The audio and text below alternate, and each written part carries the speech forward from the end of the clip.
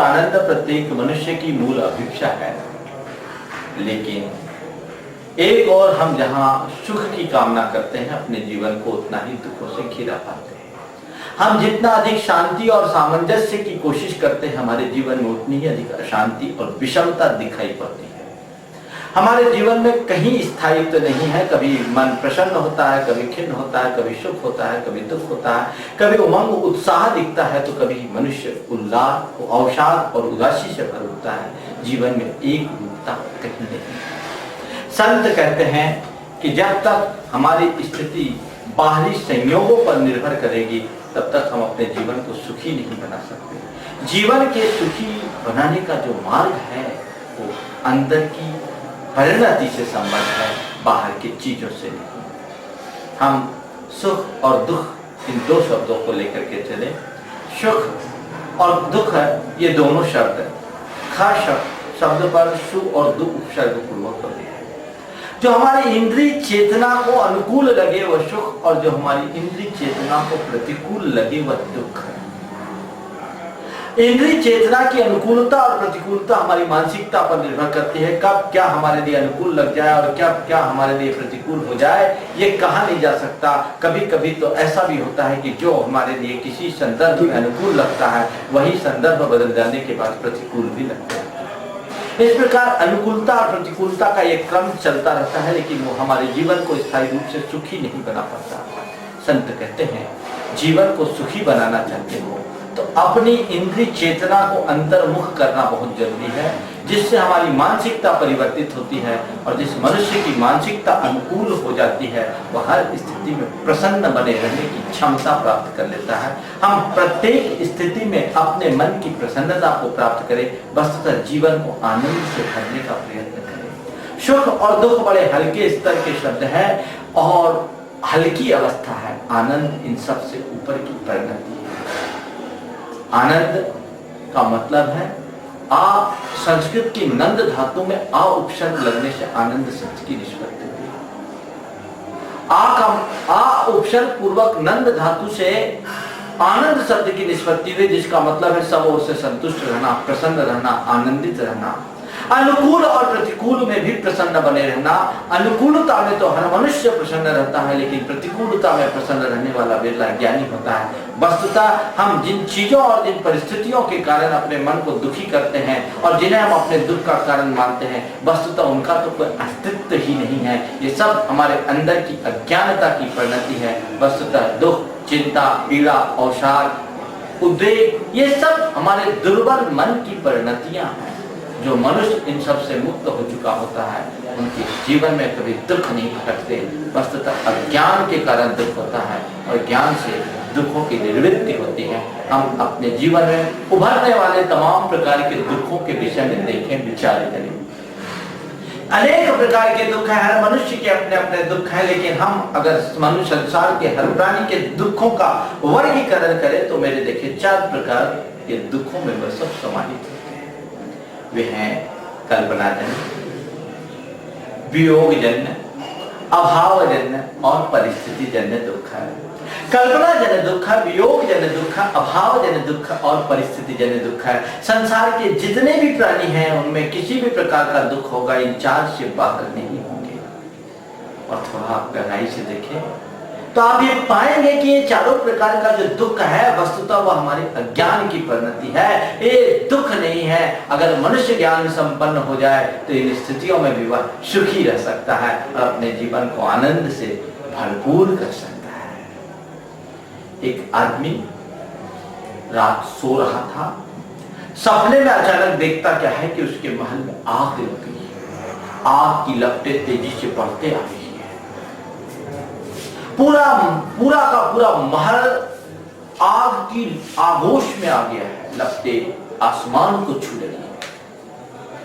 धीरे धीरे लपटें बढ़ते बढ़ते उसके कक्ष के नजदीक पहुंच गई। पर्दे जलने लगे हैं, दरवाजे भी जलने लगे हैं। उसकी आंच उसके बिस्तर तक पहुंच रही है और वो एकदम घबरा करके चीख उठा। मैं आप सबसे पूछना चाहता हूं, उस आग को बुझाने के लिए कितने बाल्टी पानी की आवश्यकता होगी? उस आग को बुझाने के लिए कितने बाल्टी पानी की आवश्यकता होगी? संत कहते हैं एक बूंद पानी की भी आवश्यकता नहीं, एक बूंद पानी की भी आवश्यकता नहीं। आवश्यकता है केवल उस आदमी को झकझोर कर जगा देने की। आदमी जागेगा, आग स्वयं बुझ जाएगी, क्योंकि वो आग सपने की आग थी, यथार्थ की आग नहीं। नींद खुलते ही आग अपने आप बुझ जाती है। वस्तुतः हम जिन्हें अपने दुखों का कारण मानते हैं, जिनके कारण हम अपने मन को दुखी करते हैं, ज्ञान संपन्न हो जाने के बाद वे दुख स्वयमेव दूर हो जाते हैं। वहां दुख जैसा दुख होता ही नहीं। हम अपने जीवन में छाने वाले एक एक दुखों का विश्लेषण करके देखें। सबसे पहला दुख है कल्पना जन्य दुख है। हर मनुष्य कल्पनाओं में जीता है। या तो वह अतीत की स्मृतियों में खोता है या भविष्य की रंगीन सपनों में उलझा रहता है। संत कहते हैं अतीत की स्मृतियां और भविष्य की कल्पनाएं दोनों हमारे जीवन को दुखी करने वाली है। जो अतीत में उलझता है अथवा भविष्य की कल्पनाओं में खोता है, दोनों अपने जीवन को सुखी नहीं बना सकते। वस्तुतः जीवन को परम सुखी बनाना चाहते हैं तो अतीत और भविष्य दोनों से ऊपर उठकर अपने वर्तमान को देखना चाहिए। अतीत एक भोगा हुआ यथार्थ है और भविष्य अभी आया नहीं है। यदि हम अतीत की स्मृतियों में अपने वर्तमान को खोते हैं तो हमारा भविष्य भी कभी उज्जवल नहीं हो सकता। संत कहते हैं थोड़ा विचार करो, जो बीत चुका है उसके पीछे भागने से तुम्हें मिलेगा क्या? वो तो बीत गया और एक भोगा हुआ यथार्थ है, तुमने उसका अनुभव कर लिया।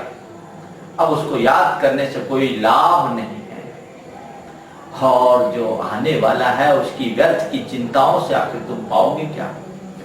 रात दिन चिंता करने में तुम्हें मिलेगा क्या?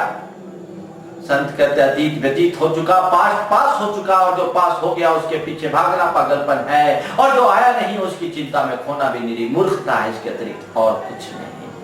हाँ, अतीत अगर हुआ है, व्यतीत हुआ है, तो तुम चाहो तो उससे कुछ अनुभव प्राप्त कर सकते हो, और वो अनुभव तुम्हारे जीवन के लिए सहायक बन सकता है। तुम्हारे जीवन के निर्माण में, तुम्हारे जीवन की कामयाबी के लिए तुम्हारे लिए बहुत अच्छा माध्यम बन सकता है। जो व्यक्ति अतीत की स्मृतियों को अपने सिर पर लादे रहते हैं, उनका चित्त चिंताओं के बोझ से दबा रहता है, और वे अपने उस अतीत की चिंता के बोझ में दबकर जीवन के सुख और रस से वंचित हो जाते हैं।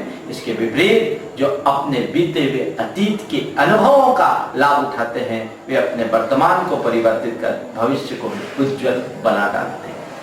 एक युवक एक सफल व्यक्ति के पास पहुंचा और उनसे पूछा कि आपके जीवन की सफलता का राज क्या है?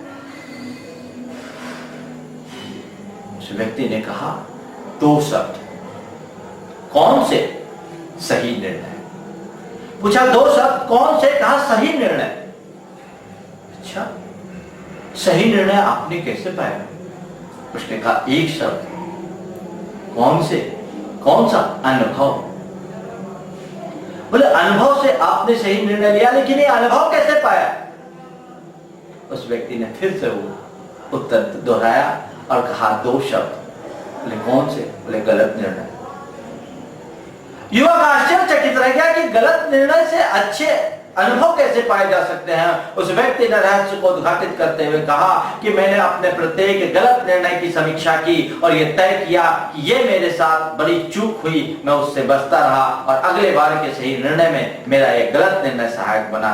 बंधुओं, अगर मनुष्य के अंदर दृष्टि है तो अपने बिगड़े हुए अतीत से भी भविष्य को सुंदर बनाने में सक्षम बन सकता है, यदि उसका लाभ उठाए, वर्तमान को सुधार ले तो।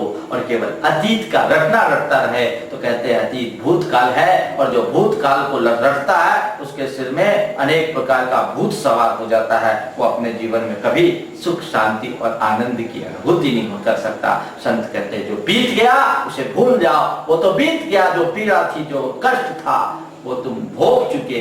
अब उसे याद करने से कुछ भी नहीं मिलेगा सिवाय मन की अशांति की।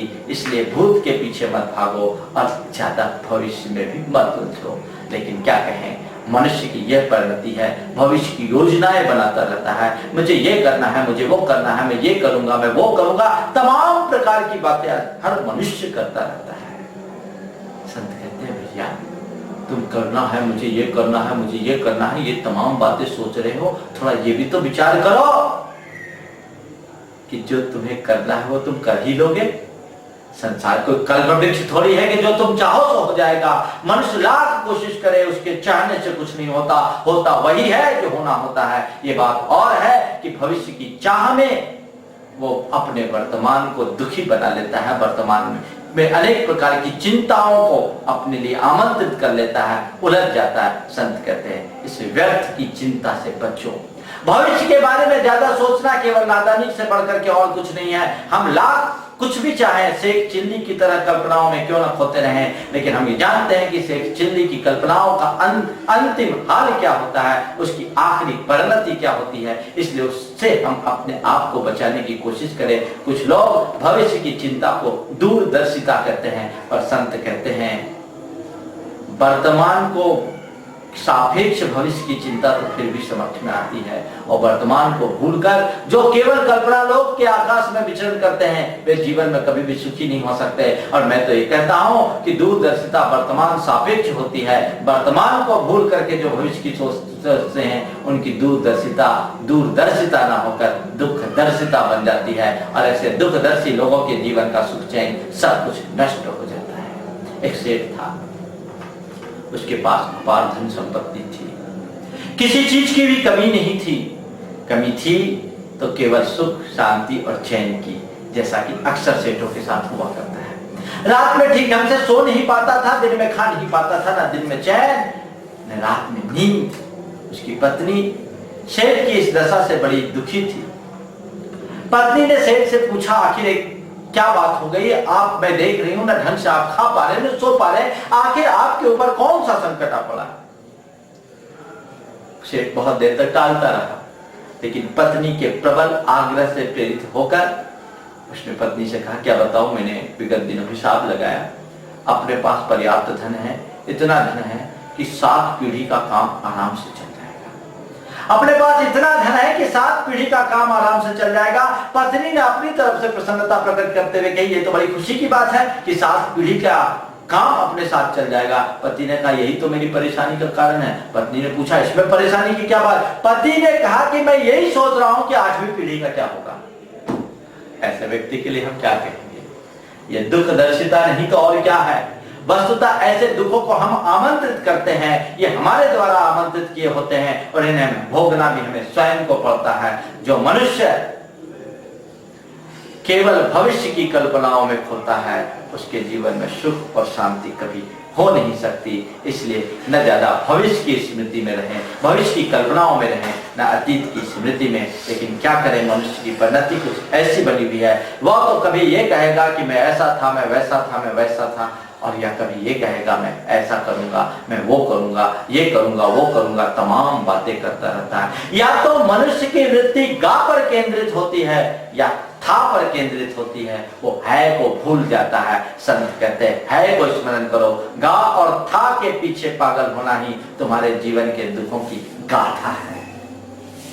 गा और था को भूल जाओ, जो होना होगा सो होगा। हमारे सोचे कुछ होता नहीं, और जो हो गया वो फिर मिटने वाला नहीं। इन दोनों बातों को जो भूल जाते हैं वो इनके जीवन में कभी दुखी नहीं होता, मन दुख नहीं होता। तो बंधुओं, मैं आप सबसे कहना चाह रहा था कि कल्पना जन दुख केवल अज्ञान की परिणति है। जिस मनुष्य के जीवन में जितनी अधिक कल्पनाएं होगी, जो मनुष्य जितना अधिक कल्पना जाल में उलझता है, उसका जीवन उतना ही दुखी होता है। और जो अपनी व्यवस्था में संतुष्ट रहता है, वर्तमान में संतुष्ट रहता है, उसका जीवन हमेशा सुखी होता है। संत कहते हैं आने वाले कल की चिंता में अपने आज को विफल करने वाले व्यक्ति जीवन में कभी सफल नहीं हो सकते। गत विगत हो गया है, अनागत अभी आया नहीं। जो है उसका सत्कार करो, हमारा जीवन हमेशा सुखी होगा। कल की चिंता में हमारा जीवन कल से भरा रहेगा। हम कभी भी अपने जीवन को सुखी बनाने में समर्थ नहीं हो सकते। इसलिए कल की चिंता छोड़ो, आज में जीने का आनंद लो। कल किसने देखा, आदमी ये कहता है कि मैं ये करूंगा, मैं वो करूंगा, मुझे ये करना है, वो करना है, तमाम बातें तो वो करता है, पर इस बात को क्यों भूल जाता है कि मुझे मरना है। एक आचार्य ने बहुत अच्छी बात लिखी, करिष्यामि करिष्यामि करिष्यामि चिंतते मरिष्यामि मरिष्यामि मरिष्यामि विश्वता।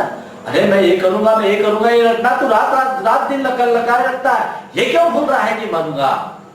ध्यान रखना, मैं कुछ करूं या ना करूं, पर मरूंगा जरूर। जिस पल हमने जन्म लिया उसी पल हमारी मृत्यु की तिथि निश्चित हो गई। इस बात को कभी भूलना नहीं। इसलिए कल की व्यवस्था की चिंता में अपने आज को विफल करना, अपने जीवन को विकल बनाना है, ऐसे व्यक्ति कभी भी जीवन में सुखी नहीं हो सकते। जो जीवन की इस व्यवस्था को जानता है वो कल की परवाह नहीं करता, आज का अभिनंदन करता है। जो आज का अभिनंदन करते हैं वे सदैव अभिनंदनीय बन जाते हैं। ये हमारे जीवन में उतरना चाहिए। तो मैं आप सबसे कह रहा था कि कल्पना में उलझना अज्ञानता की परिणति है, और जिस मनुष्य का अज्ञान दूर हो जाता है उस मनुष्य के जीवन में दुख नहीं होता। इसलिए कल्पना जनित दुख का कारण भी अज्ञान ही समझना चाहिए। दूसरे प्रकार का दुख है वियोग जनित दुख है।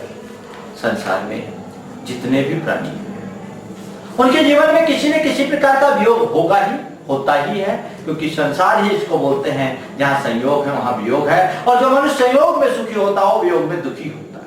लेकिन जो मनुष्य संसार की इस वास्तविकता को जानता है कि संयोग और वियोग प्रकृति के शाश्वत नियम है, जहां संयोग है वहां वियोग होगा ही, इसको कोई टाल नहीं सकता, वो न तो संयोग में प्रसन्न होता है और न वियोग में परेशान होता है।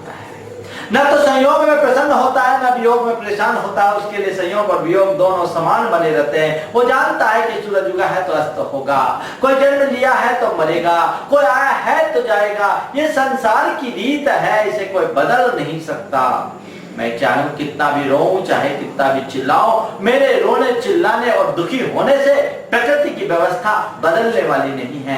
हम वियोग के कारण अपने मन को दुखी बनाते हैं, लेकिन जो इस वियोग की वास्तविकता को जानता है उसका मन कभी भी दुखी नहीं हो सकता। वो तो जानता है ये प्रकृति का शाश्वत नियम है, सूरज उगा है तो अस्ताचल को जाएगा, विकसते मुरझाने को फूल, उदित होता छिपने को चंद, बरस जाने को भरते मेघ, दीप जलता होने को मन। विकसते मुरझाने को फूल, उदित होता छिपने को चंद, बरस जाने को भरते मेघ, दीप जलता होने को मंद। छलकती जाती है दिन रैन लबालब तेरी प्यारी मीत, मौन होता जाता संगीत। क्षणिक है मत वाले जीवन, क्षणिक है मत वाले जीवन। ये जीवन का शाश्वत संगीत जो मनुष्य जानता है उसको कभी संयोग और वियोग में किसी भी प्रकार के सुख दुख की प्रतीति नहीं होती। वो इन सब चीजों से परिवर दूर हट जाता है, परे उठ जाता है। एक पेड़, एक पौधे से कोपल, नई नई कोपल उगी और वही एक पत्ती नीचे झड़ रही थी। पीली पत्ती को झड़ता देख कोपल का मन द्रवीभूत हो उठा और उसने कोपल से कहा, अरे बहन, मुझे बहुत दुख हो रहा है कि तुम्हें यहाँ से जाना पड़ रहा है। पता नहीं अब यहाँ फिर कब मिलना होगा, अब के बिछड़े हम कब मिलेंगे। उस पीली पत्ती ने कहा, बहन, इसमें चिंता करने की जरूरत नहीं है। इस संसार की यही रीत है, एक आता है एक जाता है। आज मैं गई, कल कोई जाए, कल दूसरा आएगा और फिर वो भी जाएगा। जो आया है वो जाएगा। संयोग जहां है वहां वियोग है। जो संयोग में सुखी होगा वो वियोग में दुखी होगा, और जो संयोग और वियोग की इस वास्तविकता को जानता है उसे न संयोग प्रसन्न करता है न वियोग दुखी करता है। बंधुओं, इसलिए यदि हम किसी वियोग को अपने दुख का कारण बोल रहे हैं तो वो हमारे अज्ञान की परिणति है। मैं ऐसे अनेक लोगों को जानता हूं जिनके जीवन में बड़ा से बड़ा वियोग हुआ, लेकिन उस वियोग को उन्होंने बहुत सहजता से जिया। आचार्य महाराज के भक्त हैं बागीदौरा के बसंत भाई दोषी। उनका इकलौता बेटा था गिरीश। सन 1993 में जब सवन बेलगोल में बाहुबली भगवान का महामस्तकाभिषेक का कार्यक्रम था, वहां उसने अपने युवा साथियों के साथ 1 माह तक भगवान की सेवा की व्यवस्थाओं में भागीदारी की और पूरा कार्यक्रम संपन्न करके वो लौट रहा था। बॉम्बे में रेलवे स्टेशन में अचानक 2 ट्रैक के बीच वो खड़ा था और उसकी एक ट्रेन आई और ट्रेन दुर्घटना में मृत्यु हो गई। ऑन स्पॉट उसकी मृत्यु हो गई। सारे के सारे बागीदौरा में मातम छा गया, शोक की लहर छा गई। जिसने भी सुना सबको बड़ी पीड़ा हुई। सबको लगा कि जैसे एक बहुत सदमा सा लगा, सब स्तब्ध रह गए सुनकर। लेकिन आप सुनकर ताज्जुब करोगे, गिरीश जो 3 बच्चों का पिता था, अपने माँ बाप की इकलौती संतान, लेकिन गिरीश के पिता और गिरीश की मां इंदिराबाई, उनके चेहरे पर एक शिकन तक। पास पड़ोस के लोग, गांव बस्ती के लोग जब वहां आए, रोने आए, तो उन्होंने कहा यार रोने की कोई जरूरत नहीं है, हमारे गुरु ने हमें केवल यही सिखाया है कि जिसका जितने दिन का संयोग निश्चित है वो उतने ही दिन का रहेगा। मेरा बेटा आज खोया है, पर मैं ये मानता हूं कि मेरा और मेरे बेटे का इतने ही दिन का संयोग था। वो चला गया सो चला गया, जाना तो एक दिन था ही, पर मैं तो केवल इस बात से गौरवान्वित हूं कि मेरा बेटा गया भी तो जाते जाते भगवान की सेवा करते हुए गया, भगवान की सेवा करते हुए गया है। मैं इस बात को लेकर के गौरवान्वित हूँ। और जो लोग रोना गाना करते थे उनसे कहते थे आप यहाँ रोने गाने का काम मत करिए, कुछ तत्व की बातें सुनाइए जिससे कि हमारे परिणाम स्थिर हो। और न केवल उनने स्वयं के परिणाम स्थिर किए, अपितु उस बहू के परिणाम को भी स्थिर कर दिए। और 6 महीने तक अपने सारे कारोबार आदि को बंद करके धर्म ध्यान में लगे रहे। और आज भी वो अपने जीवन को बहुत अच्छे तरीके से जी रहे हैं। और उनकी जो मां इंदिराबाई, उनने भी पिछले कुछ वर्षों पूर्व आचार्य श्री के सन्निधि में ही संलेखना का सौभाग्य प्राप्त किया। तो एक दृष्टि है जो मैं आप सबसे कह रहा हूं कि यदि हम प्रेरणा लेना चाहें तो बड़े से बड़े वियोग को भी बहुत सहजता से सह सकते हैं। जीवन में किसके वियोग नहीं होता, किसी के लिए पहले हो जाता है, किसी के लिए बाद में हो जाता है। इसलिए यदि कोई वियोग होता है तो उससे व्यथित मत होइए, इसे प्रकृति का आदेश मानिए, इसे एक नियति का अंग मानिए और उसे सहजता से स्वीकार लीजिए। कल हो तो, आज हो तो, हमारा आपका किसका जीवन शाश्वत है। एक दिन सबको तो वियोग में जाना ही है। सर्वे संयोगा विप्रयोगांता, इस बात को जो मनुष्य जानता है उसका जीवन कभी भी दुखी नहीं हो सकता।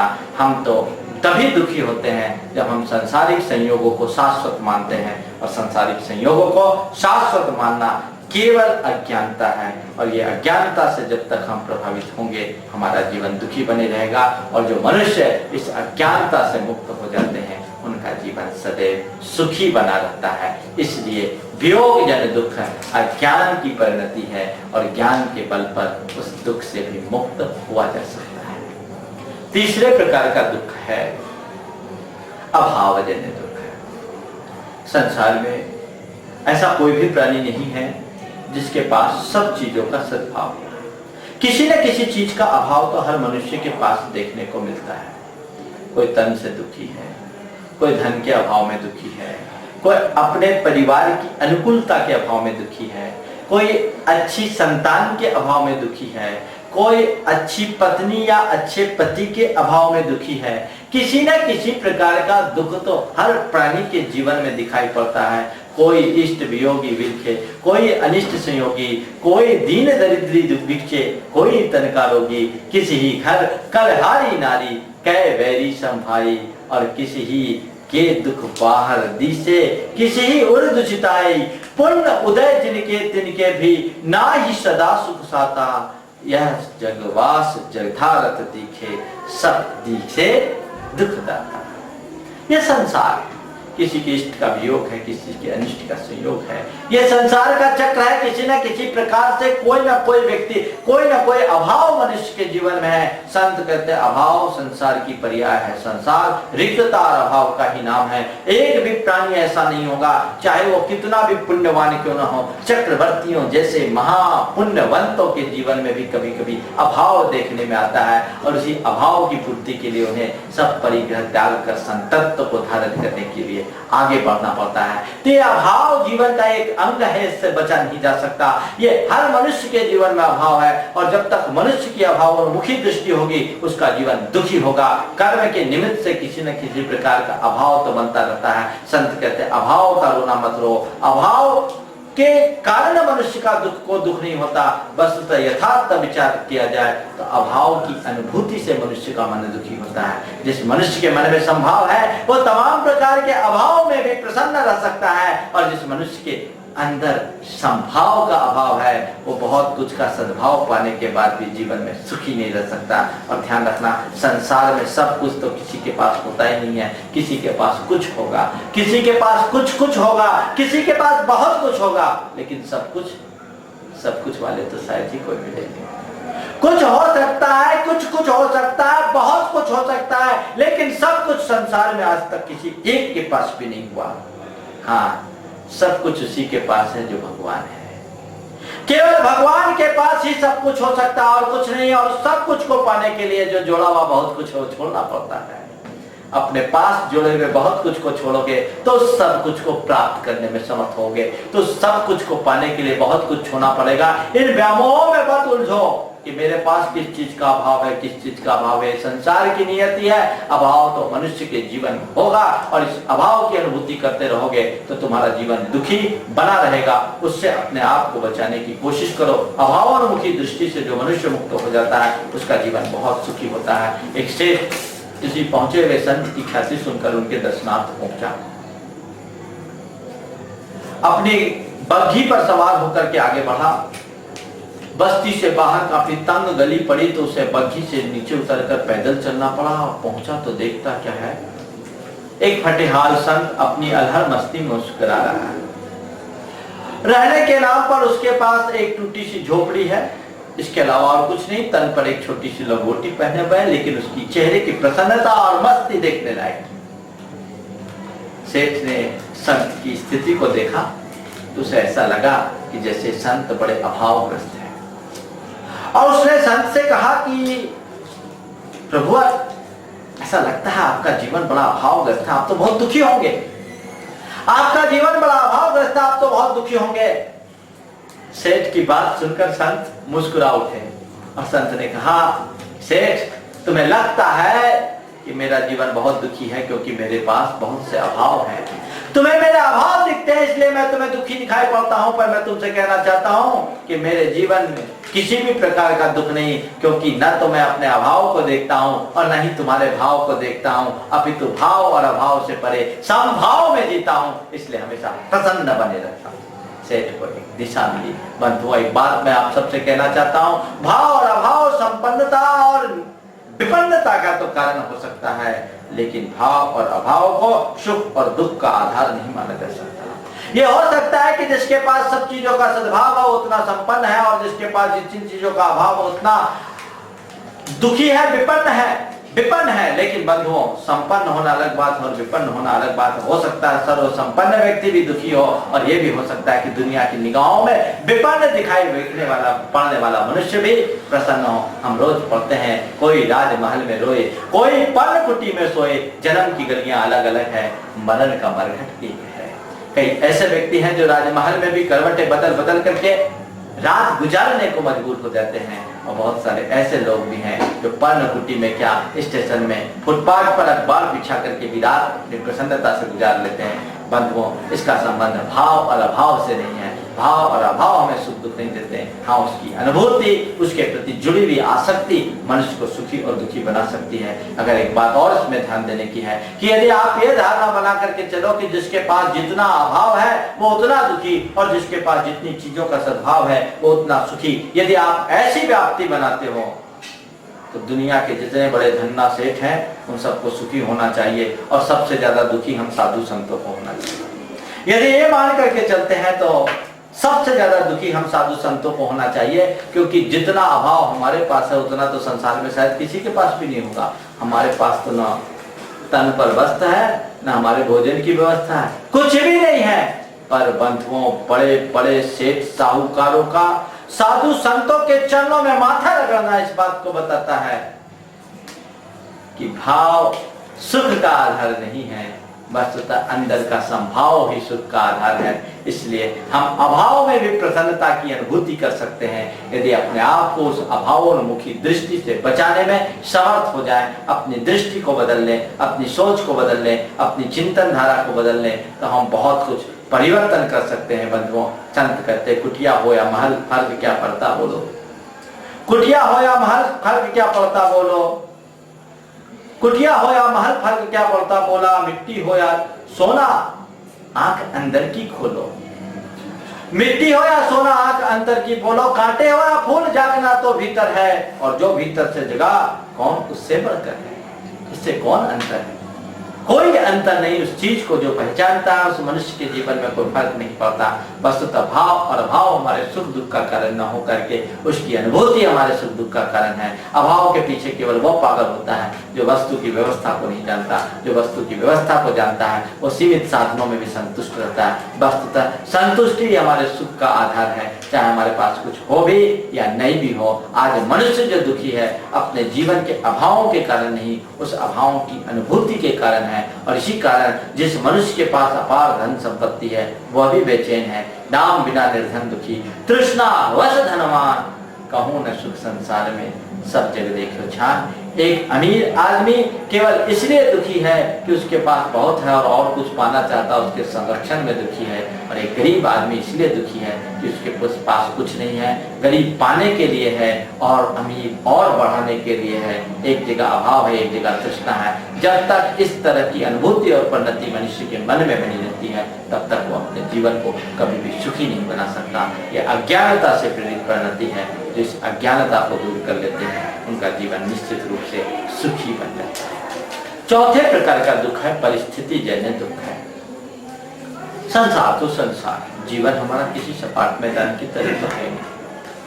हर मनुष्य के जीवन में अनेक प्रकार के उतार चढ़ाव आते हैं, अनुकूलताएं प्रतिकूलताएं आती है। कई बार परिस्थितियों की जब प्रतिकूलता आती है तो मनुष्य अपने जीवन में रोना शुरू कर देता है कि मैं अमुक परिस्थिति के कारण दुखी हूँ, मेरे जीवन के दुख का कारण ये है, मेरे जीवन का कष्ट का कारण ये है, ऐसा बदल जाए तो मैं सुखी हो जाऊं, ये परिवर्तन हो जाए तो मैं सुखी हो जाऊं। किसी को ये लगता है कि मेरे पति का स्वभाव ठीक नहीं है, पति शराबी है, पति बड़े तेज स्वभाव वाले हैं, उनसे किसी तरह से हमारे लिए मुक्ति मिल जाए तो मैं सुखी हो जाऊं। किसी की पत्नी अनुकूल नहीं है तो उससे मुक्ति हो जाए तो मैं सुखी हो जाऊं। किसी के पिता पुत्र के संबंध अनुकूल नहीं है तो उनसे मैं मुक्ति हो जाऊं, तो मुझे मुक्ति मिल जाए। कई प्रकार की, जहां मनुष्य के जीवन में किसी भी प्रकार की प्रतिकूलताएं आती है उसे अपने जीवन की एक बड़ी विपरीत परिस्थिति के रूप में वो ग्रहण करता है। वो सोचता है कि ये परिस्थिति बदल जाए तो मैं सुखी हो जाऊं।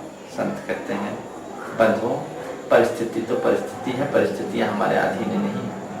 मनुष्य के जीवन में परिस्थितियों में परिवर्तन होता रहता है। हर प्राणी के जीवन में अनुकूल प्रतिकूल परिस्थितियां आती रहती है तो कर्म के अनुकूल होता है। जो मनुष्य जानता है कि जिसके जैसे कर्म का उदय होता है उसके जीवन में वैसी परिस्थिति आती है। कर्म ही हमें अनुकूल बनाता है, कर्म ही हमें प्रतिकूल बनाता है। कर्म के योग से एक करोड़पति भी करोड़पति बन जाता है और करोड़पति करोड़पति होते देर नहीं लगती। कर्म की स्थिति परिवर्तित होते ही सारी स्थिति में परिवर्तन आ जाता है। परिस्थितियां हमारे हाथ में नहीं है, हाँ हमारे हाथ में यदि कुछ है तो हमारी मनस्थिति है। यदि हम अपने मनस्थिति पर अंकुश रखें तो हमारी परिस्थिति को बदलने में कोई देर नहीं लगती। वस्तुतः सुख दुख का संबंध हमारी मानसिकता से है। यदि हमने अपनी मनस्थिति को बदलने में सफलता प्राप्त कर ली तो चाहे कितनी भी विपत्ति का पहाड़ हमारे जीवन में क्यों न टूट जाए, हम उससे कभी भी विचलित नहीं हो सकते। आज लोग अपनी परिस्थितियों का रोना रोते हैं, थोड़ा महापुरुषों के जीवन को हम अपने सामने रख करके देखें। उनके जीवन में कितने कष्ट हुए, उनके जीवन में कितने संकट आए, लेकिन उन्हें कितने सहज भाव से सहन किया। यदि उनकी परिस्थिति जैसी परिस्थितियां हम जैसे लोगों के जीवन में आ जाए तो हम साथ जी भी ना सके।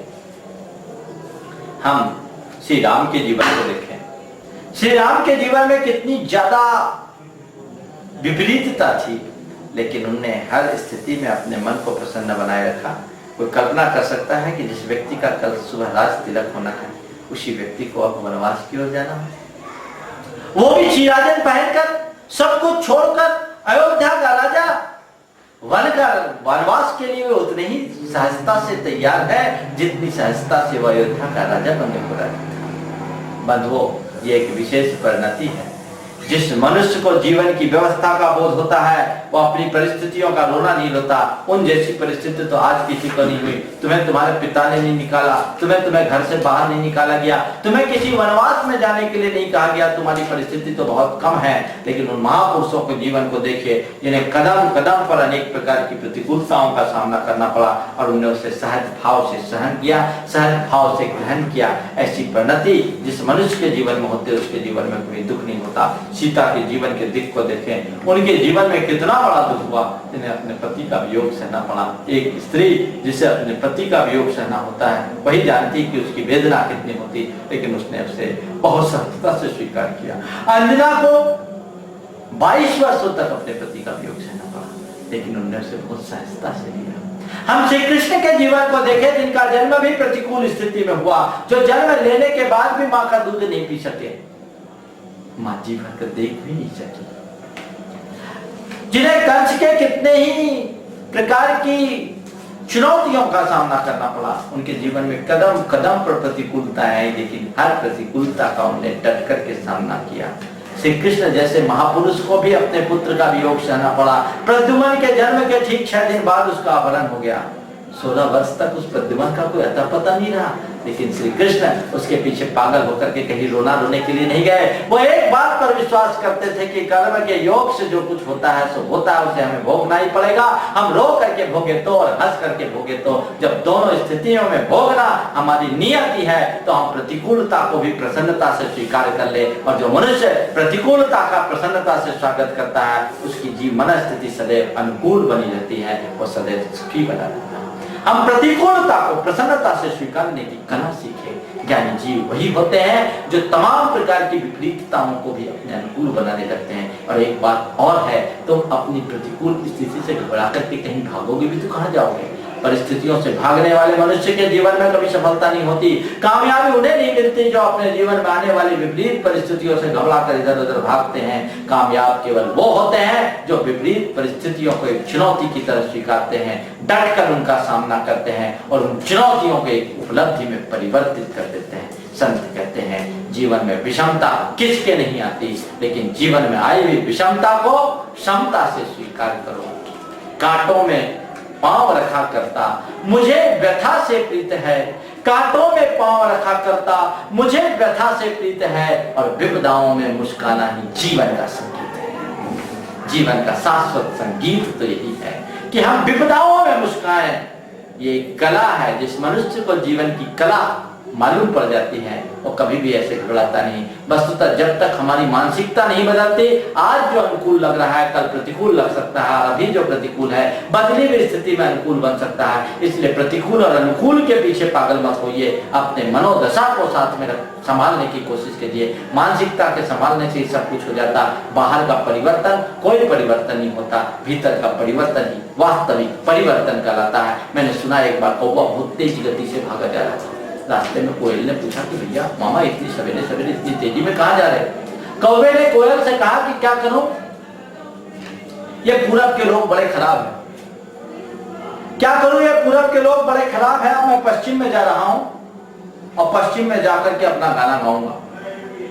अरे भैया कोयल चाहे पूरब में रहे चाहे पश्चिम में चले जाए, कौवा चाहे पूरब में रहे चाहे पश्चिम में रहे, कौवे के मुख से जब भी निकलेगा तो कांव कांव ही निकलेगा। तुम्हारी मानसिकता के जब तक नहीं बदली तब तक तुम चाहे कितनी भी परिस्थितियों को क्यों न बदल दो, मानसिकता के बदलने के अभाव में तुम अपने जीवन को कभी सुखी नहीं बना सकते।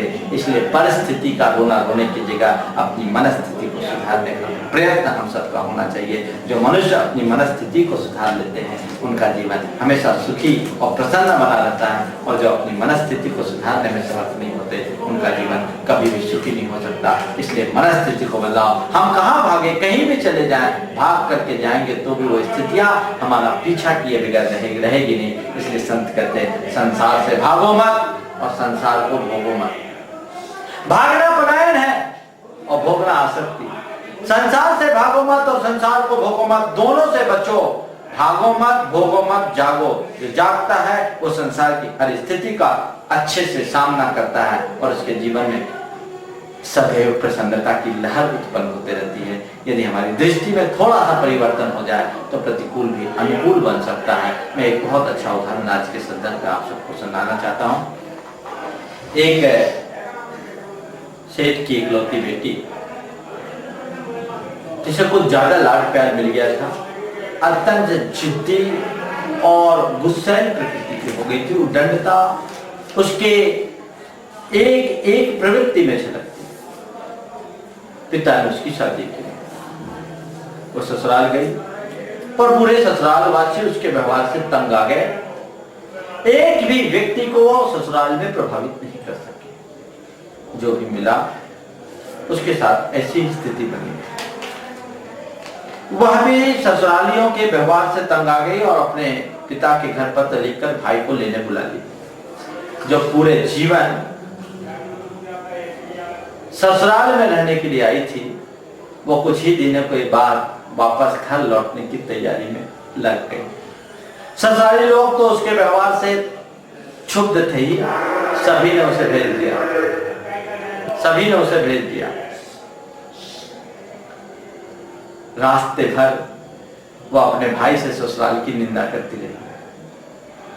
घर पहुंची, पिता ने उसका स्वागत किया और फिर उससे पूछा, बेटी ससुराल कैसी लगी? बेटी ने एकदम तमकते हुए कहा कि पिताजी ससुराल क्या है, वो तो साक्षात नरक है, नरक। पिता ने पूछा, तुम्हारे ससुर कैसे हैं? पक्के राक्षस दिखते हैं। और तुम्हारी सास लगता है पिछले जन्म की डायन होगी। और तुम्हारी ननद बड़ी लानती है, नंबर 1 की चुगलखोर। तुम्हारे जेठ बोले कामी क्रोधी लालची, और तुम्हारा देवर नंबर 1 का आवारा। और हमारे दामाद बोले वो तो बिना पिंडी के लौटा है। पिता को लगा कि वाकई में हमारी बेटी में जरूर कोई ना कोई कमी है, क्योंकि परिवार के सब लोग ऐसे नहीं। पिता ने उस समय कुछ नहीं कहा। अगले दिन सुबह बेटी को बुलाया, बेटी से कहा कि बेटी तुम्हारी स्थिति से मेरा मन बड़ा दुखी है, लेकिन मैं तुम्हें एक मंत्र बताता हूं, यदि तुम उसकी साधना कर लो तो तुम अपने ससुराल के एक एक सदस्य को अपनी मुट्ठी में बांधने में समर्थ हो जाओगे। तुम एक एक सदस्य को अपनी मुट्ठी में बांध लोगे और सब लोग तुम्हारी उंगलियों के इशारे पर नाचने को तैयार हो जाएंगे। बेटी यही तो चाहती थी। उसने कहा बहुत अच्छा हुआ, ऐसा मंत्र बता। पर पिता ने कहा कि बेटी वो मंत्र को साधना इतना सहज नहीं है, उसके लिए तुम्हें एक कड़ी साधना करनी पड़ेगी। 6 महीने तक अगर तुमने साधना कर ली तो तुम्हारे जीवन का दुख हमेशा हमेशा को दूर हो जाएगा। बेटी ने कहा कि बताइए आप क्या करना है। पिता ने कहा कि बेटी बात कुल इतनी है कि 6 माह तक तुम्हें किसी से गुस्सा नहीं करना, और कोई कुछ भी बोल दे तुम्हें कोई जवाब नहीं देना। बेटी ने स्वीकार लिया। भाई वापस उसे घर छोड़ दिया, वापस ससुराल छोड़ा। बहू को आया देख सब लोग अचंभित रह गए कि ये फिर से कैसे आ गई। लेकिन बेटी बहू ने कोई प्रतिक्रिया नहीं की, अपना काम चुपचाप करना शुरू किया। लोगों ने 1-2 बार उसे टोका टीका टिप्पणी भी की, पर उसने कुछ भी प्रतिकार नहीं किया। 2 ही दिन में हाल बदल गया। लोगों ने को लगा कि अब की बार तो बिल्कुल ये गाय बनकर के आई है, गौ जैसी एकदम शांत, कुछ बोलती नहीं। धीरे धीरे लोगों का उसके प्रति रुझान सकारात्मक होने लगा। 1 हफ्ता बीता और लोगों का रुझान उसके प्रति बदल गया। बहू ने भी देखा कि लगता है मंत्र काम कर रहा है, मंत्र काम कर रहा है। वो और तत्परता से उसमें जुट गई। धीरे धीरे सबकी दृष्टि बहू के प्रति बदल गई। जो कल तक सबकी आंखों में खटकती थी अब आंखों के तारा बन गई। कल तक जो उससे कोई बात करना नहीं चाहता था अब सबकी चहेती बन गई। और अब धीरे धीरे घर का सारा दायित्व उसके हाथ में सौंप दिया गया और कोई भी काम उसकी सलाह के बगैर नहीं होता। कुछ समय बाद उसका भाई उसे फिर से लेने के लिए आया। अब की बार ससुराल के कोई भी व्यक्ति अपनी बहू को चहेती बहू को भेजने के लिए तैयार नहीं थे, लेकिन भाई के अनुरोध पर कुछ दिनों के लिए सबने उसे उसके पिहर भेज दिया। रास्ते भर वह अपने ससुराल की प्रशंसा करते आई। इस बार जब घर आई पिता ने उसका आत्मीय स्वागत किया और इस बार भी पिता पुत्री में कुछ इस प्रकार की बातें हुई। पिता ने पूछा, बेटी कैसी लगी ससुराल इस बार? बेटी ने कहा, पिताजी ससुराल क्या है, वो तो एकदम स्वर्ग है, स्वर्ग। बोले तुम्हारे ससुर कैसे हैं? बड़े बड़े अच्छे इंसान है, मुझे तो उसमें आपका जैसा रूप दिखता है, वो मुझे पिता तुल्य स्नेह मुझे दिए। और तुम्हारी सास, उसने माँ की कमी कभी खलने नहीं दी, बड़ा ख्याल रखती है मेरा। तुम्हारे जेठ वो सदैव छोटी बहन की तरह मुझे देखते हैं, बड़ा मेरे बहुत ध्यान रखते हैं। और तुम्हारी ननद मेरी बहुत अच्छी सहेली है, और तुम्हारा देवर वो तो मुझे माता की तरह देखता है। और हमारे दामाद तो वो तो साक्षात परमेश्वर है। बंधुओं, देख लिया आपने, थोड़ी सी दृष्टि में परिवर्तन आने पर नरक स्वर्ग में परिवर्तित हो सकता है, राक्षस पिता बन सकता है और डायन में माँ का रूप घटित हो सकता है, चुगलखोर और ललन की भी सहेली बन सकती है, और मक्कार व्यक्ति भी भाई और पिता के तुल्य हो सकते हैं, और बिना मेहंदी का लोटा भी परमेश्वर बन सकता है। ये दृष्टि का खेल है। जीवन में आने वाली प्रतिकूलताओं को हम यदि क्षमता से स्वीकार करना शुरू करते हैं तो परिस्थितियां हमारे लिए कभी विचलित नहीं कर सकती। परिस्थितियां तो आती है और जाती है, ये तो अपना क्रम चलाएगी, इनसे विचलित मत होइए। अपने जीवन की धारा को मोड़ने की कोशिश कीजिए। ध्यान रखिए, संसार के सारे संयोग ऐसे ही चलते हैं। जो ये जानते हैं कर्म परवशे शांते दुखे रंतरितो दे पाप बीजे सुखे नास्था श्रद्धा नाकांक्षना स्मृता। संसार के सारे जो सुख दुख हैं वे कर्म के निमित्त से मिलते हैं। अनुकूलताएं और प्रतिकूलताएं हैं, ये कर्म के निमित्त से आते हैं। अगर इन स्थितियों में हमने समता धारण कर ली तो प्रतिकूलता में भी हम अपनी प्रसन्नता को जीवित रखने में समर्थ हो सकते हैं। हमारे सारे तीर्थन करो, ऋषि मुनियों और महात्माओं का हमें यही संदेश है कि जीवन में आने वाली प्रतिकूलता को भी समता से स्वीकार करो, सहज भाव से जीने का अभ्यास करो। जो इस परम तत्व ज्ञान से समन्वित होते हैं उनका जीवन निश्चित रूप से सफल होता है। आप सबका जीवन में सुखी हो, सफल हो और आप सदैव प्रसन्नता को प्राप्त करें। मैं तो आपसे केवल यही कहना चाहता हूँ, जो जीवन जीने की कला जानते हैं वे हर स्थिति में प्रसन्न बने रहते हैं, और जो इस कला से अनभिज्ञ होते हैं उनके जीवन में कभी सुख शांति की अभिव्यक्ति नहीं हो सकती। हमारे जीवन में सुख आए, शांति आए और हम अपने जीवन के अज्ञान से मुक्त होकर के परम आनंद को प्राप्त कर सके। इसी मंगल भावना के साथ मैं अपनी वाणी को विराम दे रहा हूँ। बोलिए परम पूज्य आचार्य गुरुवर श्री विद्यासागर।